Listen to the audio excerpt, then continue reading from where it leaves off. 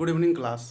आइए हम लोग देखते हैं जो बीपीएससी का जो हम लोग सीरीज चला रहे थे उसमें हम लोग चीज़ों को आगे बढ़ाते हैं और हम लोग आधुनिक भारत में जैसा कि प्रवेश कर गए थे, तो आइए हम लोग आधुनिक भारत को फिर से समझने का कोशिश करते हैं। एक बार फिर से छोटा सा एक वीडियो डाला हुआ है आधुनिक भारत का, आधुनिक भारत एक परिचय, उसी क्रम को आगे बढ़ाते हैं। जैसा कि हमने पिछला क्लास में चर्चा किया था कि किसी तिथि से हम महसूस नहीं करेंगे, हम नहीं समझ पाएंगे कि आधुनिक भारत की शुरुआत हो गई। हालांकि कई इतिहासकारों ने इसी को आधार माना है। मुगल पसधर ने कहा 1861 से हमारा आधुनिक भारत की शुरुआत हुआ। वहीं पर आपके मराठा पसधरों ने कहा 1861 से, मुगल पसधरों ने कहा 1907 से, वहीं स्वतंत्रता संग्राम वाले ने कहा 1857 से हमारा जो इतिहास है, आधुनिक इतिहास है, उसकी शुरुआत हुई। परंतु हम लोग किसी एक तथ्य के पीछे नहीं जाएंगे, हम लोग सामूहिक रूप से एक देखेंगे कि एक्चुअल में कारण क्या रहा। तो आइए हम लोग देखते हैं, ये है हमारा भारत। थोड़ा और नीचे बनाते हैं और थोड़ा बड़ा बनाते हैं। ये भारत है, ये अरब प्रदेश हो गया और यहाँ जूता के आकार के इटली है।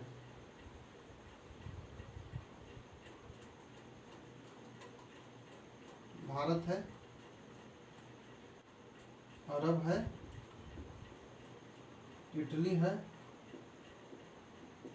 फ्रांस है। जो जो हमको आवश्यकता है वो हम लिख देते हैं। इधर इंडोनेशिया है। बाकी हम लोग पढ़ेंगे, जब ज्योग्राफी पढ़ेंगे तो चीज़ों को पढ़ेंगे कि कैसे कैसे ये सब क्षेत्र बंटवारे हुए हैं, कैसे कैसे बटे हुए हैं। देखिए, जब प्रकृति ने इस तरह से सामंजस्य स्थापित किया है कि एक दूसरे की आवश्यकता हमें पड़ती रहती है। आप देखेंगे यूरोप एक ठंडा प्रदेश है, उसे दैनिक जीवन के लिए मीट मछली की आवश्यकता पड़ती है, परंतु मीट मछली को बनाने वाले मसाले की जो भंडार है वो यहाँ केरल में और इंडोनेशिया वाले क्षेत्र में है। अतः यूरोपवासी भारत के साथ एक व्यापार स्थापित करते हैं और वह रेशम मार्ग है।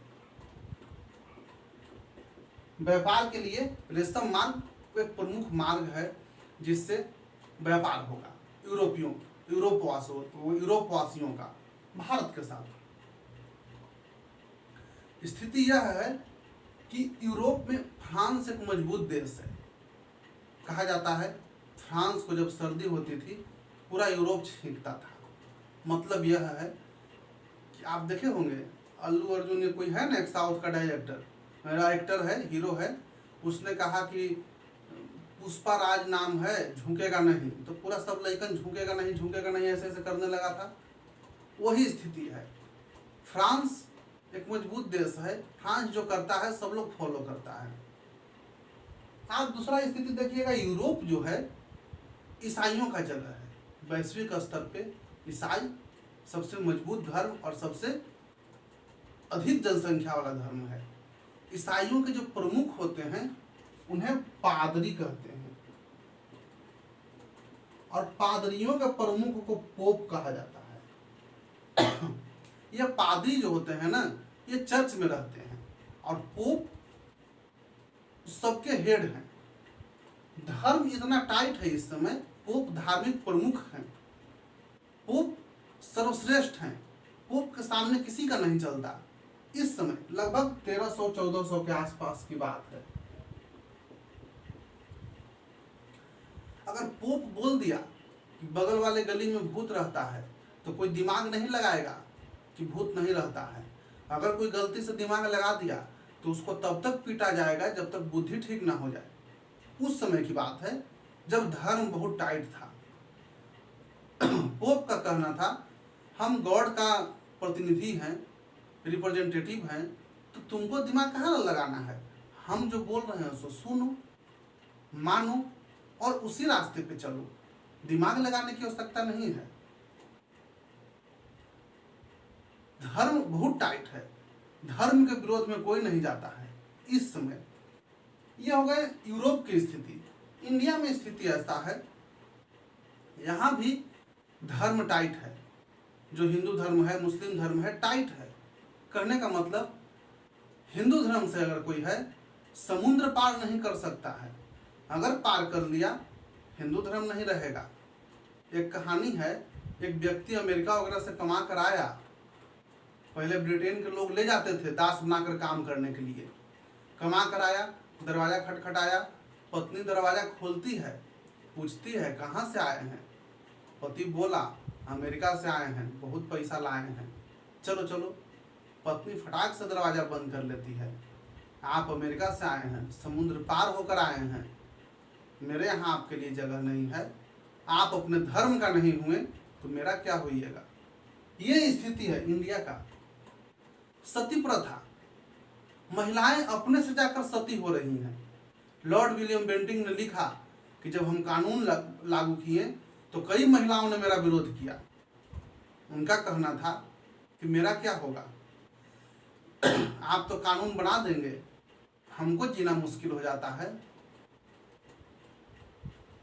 महिलाओं ने कहा उनसे कि हम सती नहीं होंगे, तो कई वो केस देखा गया है, कोई महिला सती नहीं हुई, बचपन में शादी हो गया, पति मर गया, बीमारी से मर गया, नया नया उम्र है, सती नहीं हुई, भाग गई। साल भर, 2 साल, 5 साल बाद जब लौट के आई गांव में, तो लोग भी सोचा कि चलो लौट आई है, इसको अलग एगो रूम दे दो, रूखा सूखा खाना देना, घर से नहीं निकलेगी, अपना घर में पड़ल रहेगी। लोगों ने उसको ऐसे कर दिया महिलाओं को। परंतु जब बगल वाले बच्चा बीमार पड़ा तो सब क्या कानाफूसी किया कि कोई नहीं, वही किए है, पति को तो खा गई, तोरो बेटा के नहीं जीने देगी। अगर वो बेटा बीमारी से गलती से मर गया तो उस विधवा को समझिए कुछ दिन जीना मुश्किल है, लोग जूट के उसको मारेगा। ये स्थितियां थी। महिलाओं ने जाकर लॉर्ड विलियम बेंटिक से कहा कैसे जिएंगे। ये भारत की स्थिति है। भारत के सापेक्ष धर्म इतना टाइट है, अंधकार युग में हम लोग चल रहे हैं, बहुत टाइट है धर्म। अगर कोई कह दिया कि हम फलना धर्म छोड़ के दूसरा धर्म अपना लिए, बाप बेटा को त्याग देगा। धर्म बहुत टाइट है, उस धर्म के विरोध में नहीं जाना है। धार्मिक प्रमुख है, आंख मूंद के उनकी बात को मानना है। शूद्रों को शिक्षा का अधिकार नहीं है। छुआछूत बहुत चरम सीमा पे है, महिलाओं की स्थिति खराब है। मध्यकाल में ये सब जब समाप्त होगा तो हम लोग आधुनिक में प्रवेश कर जाएंगे। अब देखिए, ये होगा इंडिया के सापेक्ष। इधर देखिए मुस्लिमों का देखेंगे क्या। अरब में करीब 600 7वीं शताब्दी में, 600 कुछ ईस्वी में, 600 के आसपास, 6ठी शताब्दी में मोहम्मद साहब का जन्म हुआ। मोहम्मद साहब, एक सेकंड, मोहम्मद साहब का जब जन्म हुआ तो मोहम्मद साहब ने कहा लोगों से कि हम अल्लाह का दूत हैं, गॉड का रिप्रेजेंटेटिव हैं, हम तुम्हें इस्लाम के बारे में बताएंगे, अच्छी रास्तों के बारे में बताएंगे।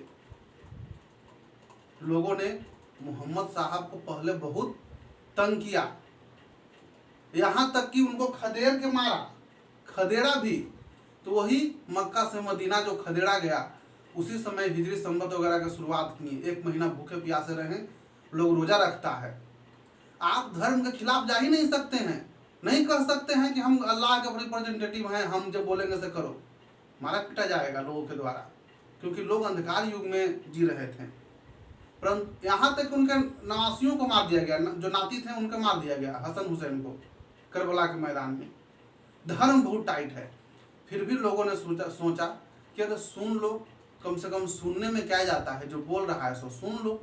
तो लोगों ने अंततः इनकी बातों को सुना, लोग प्रभावित हुए और इस्लाम धर्म धीरे धीरे फैलने लगा। इस्लाम धर्म को फैलने के साथ साथ इसका यहाँ पर एक मजबूत शासक है जिसका नाम है ऑटोमन तुर्क।